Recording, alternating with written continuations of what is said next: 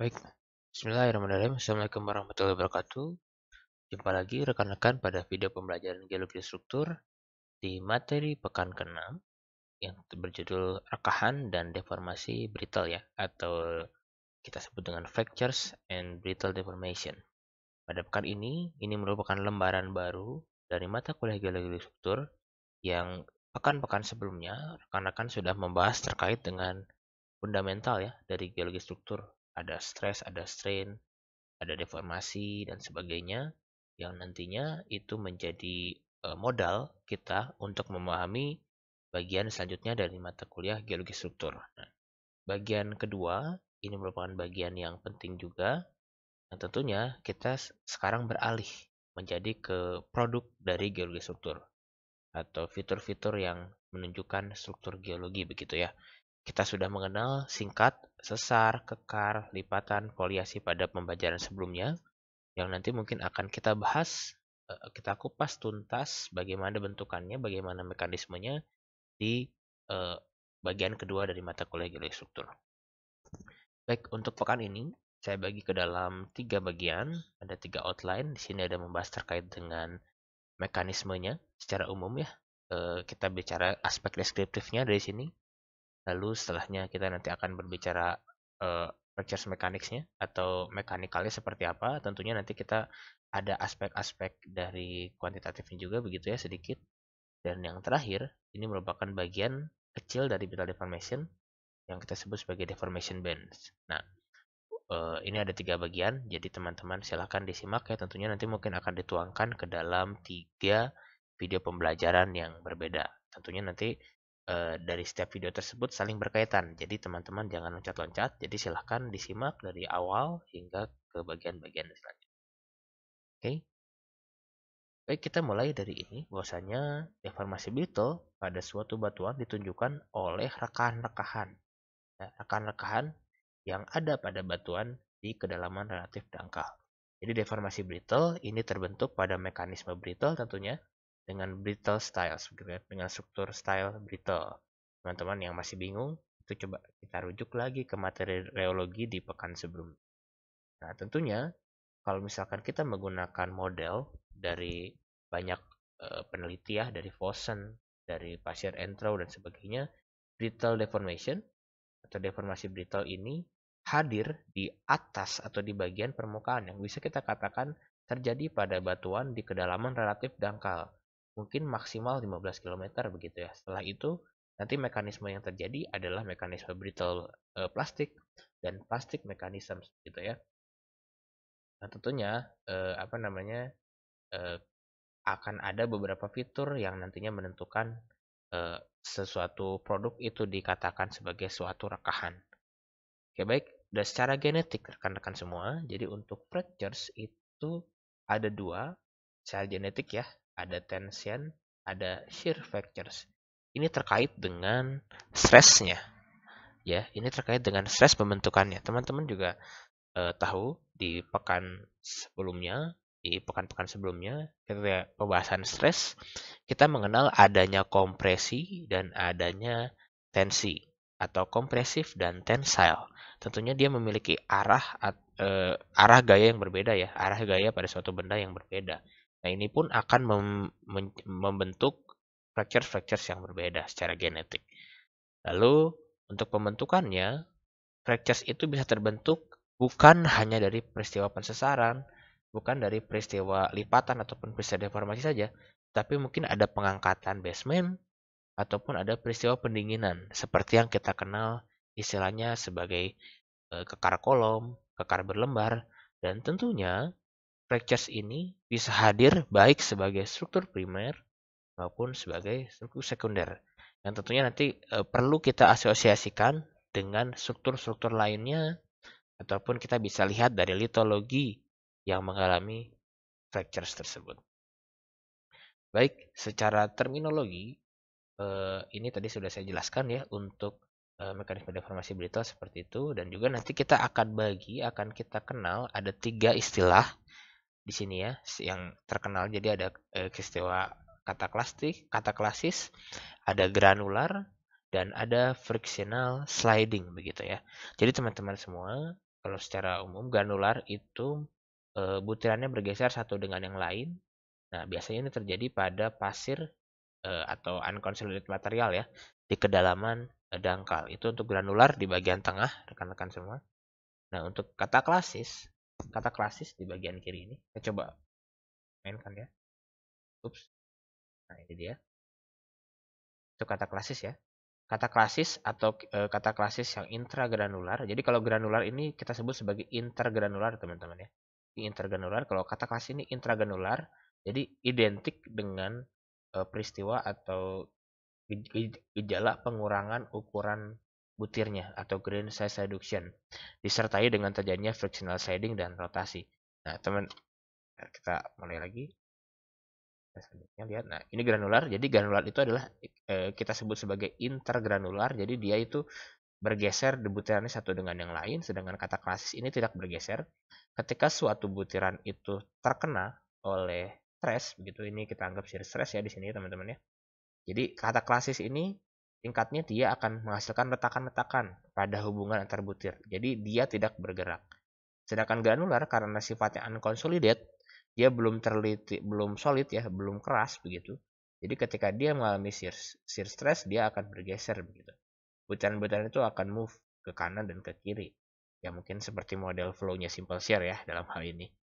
Dan satu lagi, frictional sliding ini merupakan pergeseran pada suatu rekahan yang memiliki gesekan tertentu atau memiliki friksi tertentu tanpa disertai dengan terjadinya mekanisme deformasi plastik.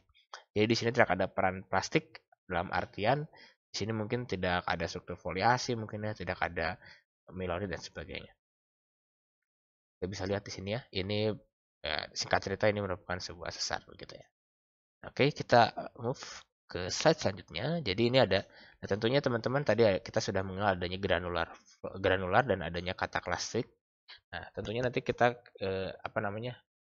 kita buat patternnya atau kita buat susunan partikel polanya itu yang kita sebut sebagai nanti adanya granular flow dan adanya kata klasik flow begitu ya.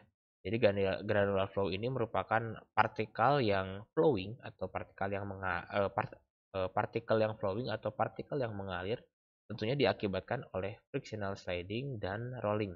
Jadi di sini dia ada translasinya ya, ada rotasinya, tentunya dia berpindah tempat dan berpindah orientasi dan berubah orientasi. Nah, ini tipikal deformasi pada material yang loose, yang lepas-lepas ya, material pasir yang lepas-lepas ataupun tanah begitu ya. Ini sebenarnya cocok buat rekan-rekan yang memang nanti akan fokus ke geotek ya, ke geologi teknik atau geoteknik. Ini sebenarnya akan berbicara material-material yang cenderung memiliki karakteristik granular flow karena pada dasarnya material tanah dan unconsolidated. Nah, lalu yang kedua itu kita sebut sebagai cataclastic flow. Jadi itu merupakan flow pada batuan yang selama deformasi melalui kataklasis. Kataklasis seperti yang tadi ya. Tapi pada skala besar membuat deformasinya ini berlanjut begitu. Jadi teman-teman semua, jadi perlu dibayangkan teman-teman bahwasanya ketika terjadi suatu deformasi pada suatu materi, pada suatu batuan, batuan kan tersusun dari mineral-mineral ya, tersusun dari mineral-mineral, dari kristal, dari butiran-butiran, batu kita bilang batuan sedimen. Tentunya nanti akan ada respon dari setiap butiran tersebut sebelum menghasilkan suatu patahan yang besar.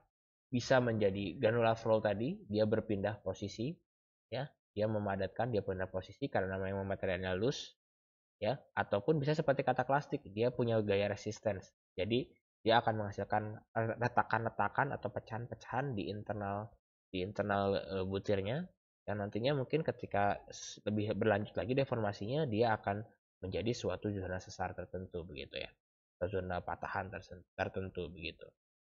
Nah, tentunya teman-teman semua ketika kita berbicara brittle deformation ini akan terkait dengan material yang bersifat rigid. Oke ya.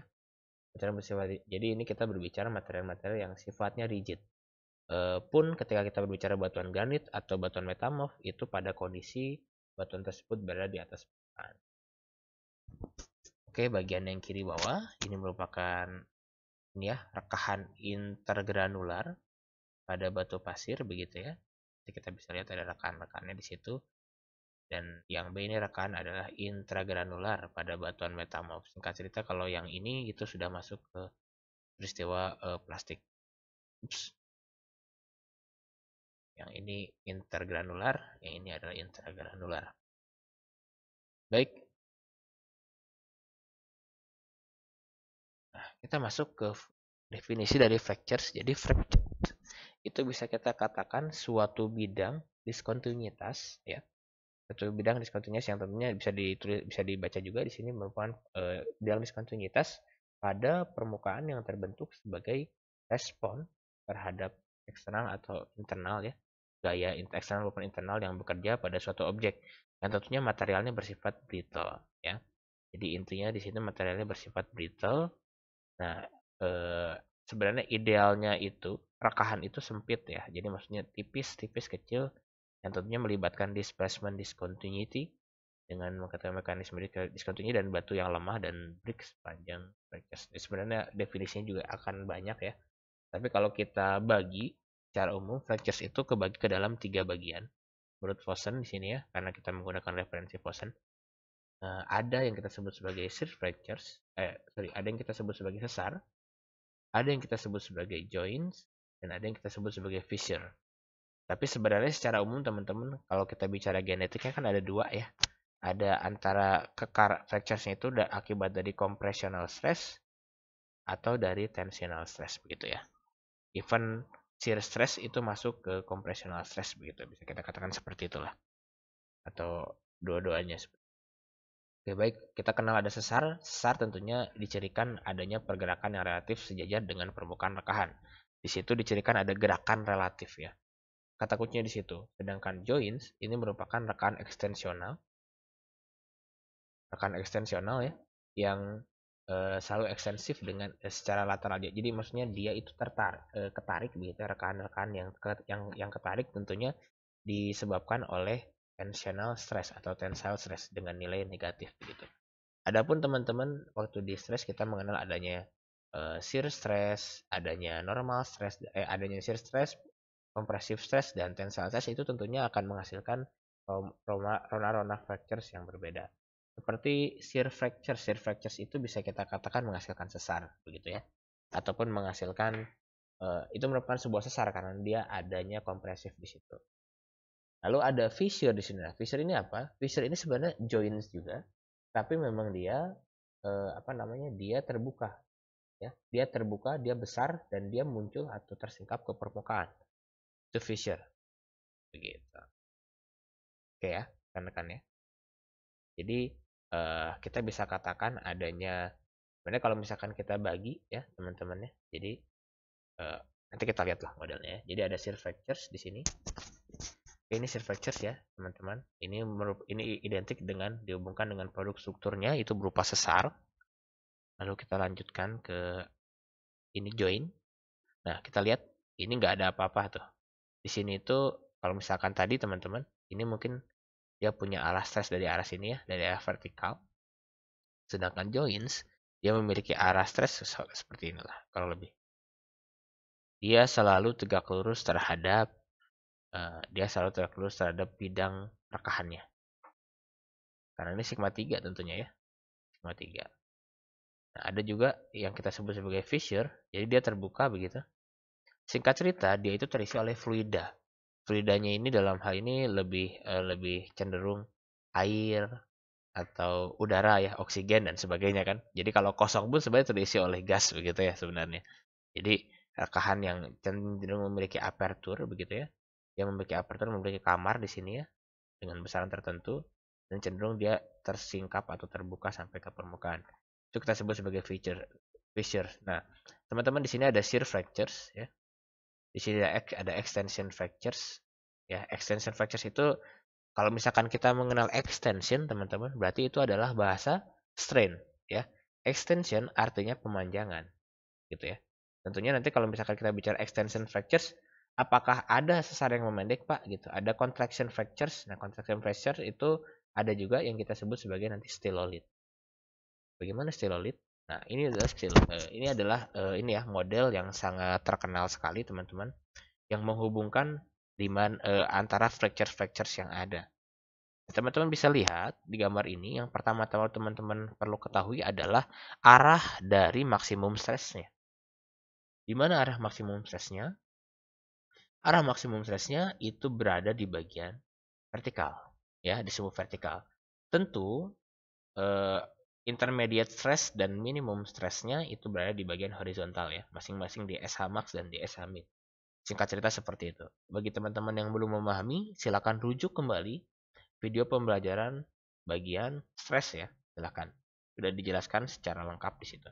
Nah, teman-teman, bisa kita lihat ketika vertical stress ada di arah atas ini, di arah ketika maksimum stress itu berada pada bagian vertikal, tentunya kita akan memiliki bidang sesar di sini. Bidang rekahan akan maksudnya bidang rekahan di sini. Yang dimana ketika teman-teman ingat di teori Anderson di bagian stress in lithosphere, itu ketika vertikal stressnya itu maksimum, maka akan menghasilkan model dari sesar normal. Nah, ini yang kita sebut sebagai shear fractures, atau nanti kita kenal dengan sesar, begitu ya. Singkat cerita, ini menghasilkan sesar yang dengan arah seperti ini. Begitu. Nah, dan selain itu, ketika sesar ini terjadi pun juga diikuti dengan rekahan-rekahan yang lainnya. Seperti apa? Seperti bidang-bidang yang paralel terhadap arah maksimum stres atau tegak lurus terhadap arah minimum stres atau sigma 3. Singkat cerita, di gambar ini teman-teman kita bisa mengenal istilah yang disebut sebagai join, ya. Ada vein, ada join nih. Nah, dipakai pointer ya. Ada join, ada vein, dan ada fissures, ya. Ini sama-sama keluarga join lah, keluarga kekar. Sebenarnya kalau kita bahasakan, kekar itu adalah join. Jadi kekar itu ada yang terisi, ada yang tidak terisi, begitu ya. Yang terisi ini kita kenal adanya vein, begitu kan, ataupun fissure. Ketika tidak terisi kita sebut sebagai fissure. Tidak terisi dan dia tersingkap ke permukaan, begitu kan. Dia bisa terlihat di permukaan, itu kita sebut sebagai fissure. Sedangkan join itu cenderung hanya rekahan tanpa pergerakan dan dia memiliki kamar-kamar yang cukup sempit, ya. Maksudnya nggak ada bukaan-bukaan yang besar begitu, tidak seperti fissure. Nanti kita akan bahas belakangan. Dan tentunya join, vein, dan fissure itu merupakan bagian dari extensional fractures atau fractures yang memanjang. Dia di situ dia menambah volume, ya, extension. Nah, lalu apakah ada contraction? Dalam hal ini ketika terjadi fractures dia mengalami pemendekan, begitu kan? Mengalami shortening. Tentunya ada. Dalam hal ini kita sebut sebagai stylolit. Nah, ini adalah fractures khusus yang terjadi pada batu gamping. Karena ketika ditekan, akhirnya kan bergesekan tuh di dalam batu gamping itu sendiri. Nanti di situ ada reaksi kimia. Sehingga dia mengikis material batu gamping itu berubah. Yang tadinya solid mungkin berubah jadi liquid, ya. Atau jadi gas begitu kan. Dalam hal tertentu. Nah, itu jadi mengurangi volume. Yang itu kita sebut sebagai contraction fractures. Tentunya, bagaimana cara membedakannya? Silolit ini memiliki arah tegak lurus terhadap terhadap sumbu maksimum stres. Kita lihat silolitnya di sini kan, ya. Dia tegak lurus terhadap sigma 1. Oke, jadi teman-teman bisa lihat, ya. Jadi nanti teman-teman kalau misalkan mengetahui ada fractures dengan apa namanya dihubungkan dengan principal stress begitu, sigma 1, sigma 2, sigma 3, teman-teman bisa menduga apakah ini shear fractures, apakah ini extensional fractures, ataupun ini adalah contractional fractures. Baik, kita masuk ke model yang pertama. Nah, teman-teman jangan bingung, jangan terjebak ketika saya berbicara extensional. Itu adalah istilah strain. Saya sudah tekankan, ya, di pekan sebelum, di materi sebelumnya. Ekstensional dan kontraksional adalah istilah strain, di mana itu terkait dengan perubahan bentuknya. Ketika saya menyebutkan tensile dan kompresif, itu berarti terkait dengan gaya yang menyebabkan benda tersebut terdeformasi. Nah, ketika kita berbicara tensile fractures, artinya ini merupakan rekahan yang disebabkan oleh gaya tarikan, ya. Dan tarikan ini yang kita sebut sebagai mode 1. Rekan tensile ini kita sebut sebagai mode 1. Di mana tadi seperti ini, ya, teman-teman. Jadi ini adalah suatu bidang, dia ketarik tuh ke kiri dan ke kanan. Dalam artian berarti negatif kan, ini sigma 3-nya. Kiri dan kanan, alhasil dia menghasilkan bukaan seperti ini. Oke. Baik, nah lalu kita lanjutkan ke ini ya, ke shear fractures. Jadi ini kita lanjutkan dulu saja ke bagian sini teman-teman. Nah, shear fracture sebenarnya diidentikan dengan sesar. Jadi bisa modelnya seperti ini. Jadi ada tadi model pertama itu model tensile ya, sekarang model shear fractures. Nah, kita lihat mode kedua. Nah, ini shear fractures ada sliding di sini. Ada sliding di mana dia bergerak ya, dia bergerak ke salah satu bagian, salah satu blok itu bergerak ke bagian tertentu. Seperti saya gambarkan seperti ini. Dia bergerak ke arah sini ya. Dan seolah-olah bagian yang kiri pun ini bergerak ke arah begini yang kita sebut nanti kita sebut sebagai modelnya sinisal dalam hal ini ya. Itu yang kita sebut sebagai sliding. Dan ada juga mode 3 rekan-rekan. Mode 3 ini yang kita sebut sebagai tearing. Mode tearing gitu. Nah, jadi kalau misalkan tadi itu bergerak apa namanya? Bergerak sejajar ya. Sedangkan ini bergerak apa namanya? Menggunting seperti menggunting begitu ya. Tapi tetap terbentuk di sini mengalami translasi dan di sini mungkin mengalami rotasi. Oke, jadi sebenarnya ada 4 mode tapi yang akan di highlight sebenarnya 3 mode. Jadi mode pertama adalah mode tensile, yang kedua adalah mode sliding dan yang ketiga adalah mode tearing begitu ya. Nanti sebenarnya teman-teman kita kaitkan dengan slide sebelumnya yang ini dia. Nah, nanti kita untuk shear fractures nantinya akan dimodelkan atau dikembangkan dengan atau dihubungkan dengan arah sigma 1. Ini kan model Anderson teman-teman ya. Jadi seperti ini. Ketika kita memiliki sigma 1, atau saya gambar di sini ya. Kita memiliki arah sigma 1 misalkan dari vertikal, maka dia tidak akan sekonyong-konyong bergerak seperti ini. Ketika medionya adalah batuan. Karena apa? Karena batuan itu memiliki shear strength, beda dengan fluida. Ya. Ketika gerak dari sigma 1 dari atas ini, singkat cerita dia tidak langsung bergeser seperti ini. Akan tetapi dia akan memiliki tahanan dulu tuh. Dia akan memiliki arah tahanan dulu yang dimana nanti ketika sigma 1 dari arah sini, dia akan memiliki bidang geser. Nah, seperti ilustrasi dinosaurus yang sudah berulang-ulang ya di video ada, di kelas pun ada mungkin ya. Nah, seperti ini. Jadi dia pasti akan mengalami pergeseran seperti ini misalkan ya. Inilah gampangnya begini misalkan. Nah, ini dia mengalami pensesaran di sini. Yang tentunya apa yang bisa kita amati, dia memiliki sudut antara sigma 1 dengan bidangnya. Dan sudut ini ya nanti kan kita kenal di sini ada shear stress, di sini ada normal stress begitu ya. Nah, di sini ada sudut juga. Nah, sudut ini sebenarnya kalau kita bisa asumsikan secara global itu tidak memiliki nilai antara 20 sampai 30 derajat begitu ya di sudut-sudut tersebut. Jadi kalau misalkan kita buat modelnya buat model sigma 1 dari sini, lalu kita memiliki gambar yang awal tadi ya seperti ini. Ini mungkin memiliki nilai 20 30, sini 30, 20 30 juga. Berarti dia nilai maksimum ini kita sebut sebagai ini kita nilai 60 derajat lah nilai maksimumnya ya. Nah, ini 60 derajat begitu. Sedangkan yang luarnya dia pasti memiliki nilai 120 mungkin 100 ya. Mungkin 100 120 ya. 120 mungkin ya di sini ya. Di sini nilai 120. Artiannya teman-teman di sini ketika kita berbicara sigma 3 ini akan berbicara di sudut yang tumpul begitu kan ya. Sedangkan ketika kita berbicara sigma 1 berarti kita berbicara pada sudut yang lancip di sini, 60 dan 60 begitu kan. Sedangkan ketika berbicara sigma 2 itu nanti kita berbicara pada perpotongan antar bidang. Nah, ini teman-teman tolong dicatat karena apa? Karena nanti akan digunakan ini akan dibahas ulang pada saat praktikum ketika teman-teman melakukan analisis dinamik. Oke, baik, kita lanjut lagi ya. Nah, ini merupakan kekar dan stilolit contohnya teman-teman semua. Jadi di bagian ini kita sebut sebagai ini rekahan dan stilolit ya. Nah, ini kita sebut sebagai an echelon fan namanya ya.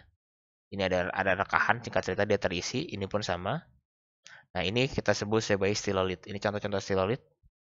Nah, teman-teman kalau melihat stilolit seperti ini ya, dengan bidangnya relatif begini,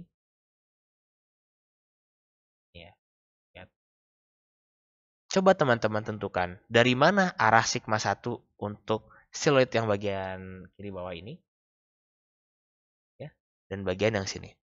Silakan kalian cari tahu dan nanti silakan dijawab pada pada pertemuan kelas ya. Oke, dan ini juga ada n echelon train kita sebut di sini ya, teman-teman. Nanti kita bahas lebih lanjut ini di bagian kekar. Ini saya temukan juga ini di Bangka waktu saya S2 begitu. Ini nanti singkat cerita ini akan menghasilkan gaya-gaya tertentu. Nanti kita bisa mengetahui sampai ke arah sini. Karena buat saya di sini terbentuk oleh shear fractures dengan arah seperti itu. Oke, baik. Kita lanjutkan sedikit. Nah, ini ada yang kita sebut sebagai pressure solution dan crystal plasticity. Ini sebenarnya berhubungan dengan pelajaran-pelajaran atau basic-basic di mekanisme deformasi mikro ya. Jadi kita bahas sedikit saja. Ceritanya steroid itu singkat cerita ketika dia memiliki bentuk seperti ini teman-teman ya. Nah, dia tertekan di sini tuh. Dia tertekan ke arah di sini dan di sini jadi dia membentuk seperti ini. Inilah stilolit begitu ya. Jadi dari bentukan yang normal-normal aja dia ada tekanan kan dari arah kiri dan kanan misalkan di gambar ini. Nah, nanti dia terlalut di sini. Yang kita sebut sebagai pressure solution begitu. Oke. Nah, ini mekanisme dari pressure solution. Jadi ketika ditekan begitu ya, dia kan bergesekan. Jadi misalkan gini. Ini sebenarnya kalau secara fitrah nih semua makhluk ciptaan Allah ya. Jadi ketika ditekan itu pasti kita mencari ketenangan ya, mencari bagian yang longgar-longgar aja. Sama juga dengan material batuan, ketika dia tertekan sebenarnya dia ingin kabur gitu. Dia ingin kabur ke zona yang low stress begitu ya. Nah, kaburnya itu dia bereaksi menjadi fluida, bisa menjadi gas ataupun liquid begitu ya. Yang nantinya akan mengurangi volume dari benda tersebut karena fluidanya pasti udah kabur begitu kan, ataupun gasnya pun sudah menguap misalkan. Gitu ya. Ini yang kita sebut sebagai diagenetic proses juga sih sebenarnya. Ada juga diffusional proses. Jadi sebenarnya kalau untuk kita berbicara difusi, semua ini merupakan peristiwa mengalirnya atau berpindahnya zat yang ada dalam pelarut. Zat ini nantinya akan melakukan perpindahan dari bagian konsentrasi tinggi ke konsentrasi rendah seperti tadi ya. Jadi dia ini prosesnya cenderung difusi begitu ya. Jadi dia tertekan lalu nanti dia akan pindah ke lokasi yang lebih ringan. Oke. Baik, nah ini adalah eksperimen-eksperimen yang terkait dengan deformasi pada sebuah struktur. Teman-teman sudah mulai sudah bisa membayangkan lah ya grafik-grafik ini. Tentunya ini dibahas lengkap di bagian reologi di video sebelumnya. Teman-teman ini kondisi ketika extension bagian atas ya. Ini saya ajarkan saja bacanya seperti apa. Ini extension bagian atas, ada pointernya. Extension artinya adalah di sini yang dominan adalah sigma 3 ya, yang dominan sigma 3 dan di sini ada contraction yang dominan adalah sigma 1. Teman-teman bisa lihat perubahannya ya. Ketika sigma 3 dari sini nih, begini dia tarik, dia mengalami retakan. Nah, ketika ada sigma 1 di sini jadi dia membentukkan sesar dan seperti ini kurang lebih. Ini adalah extension fractures misalkan teman-teman ya. Extension fractures ini ketika kondisinya tidak dipengaruhi oleh sigma 1, ini ketika dipengaruhi oleh sigma 1 atau kita sebut sebagai contraction ya. Jadi dia pemendekan di situ, extension dia pemanjangan. Seperti ini untuk extension fractures, ini untuk shear fractures, nanti ada shear bend dan plastic flow ini merupakan bagian dari ductile deformation sebenarnya ya. Udah masuk ke ductile deformation nantinya. Oke, ini ada dua tipe dasar dari struktur yang discontinue. Tadi kita sebut sesar dan kekar ya. Sebenarnya teman-teman bisa kaitkan sesar dan kekar. Kekar itu cenderung tensile fractures mode 1, sedangkan sesar itu cenderung mode kedua dan ketiga. Adalah crack mode 1, 2, dan 3 begitu ya.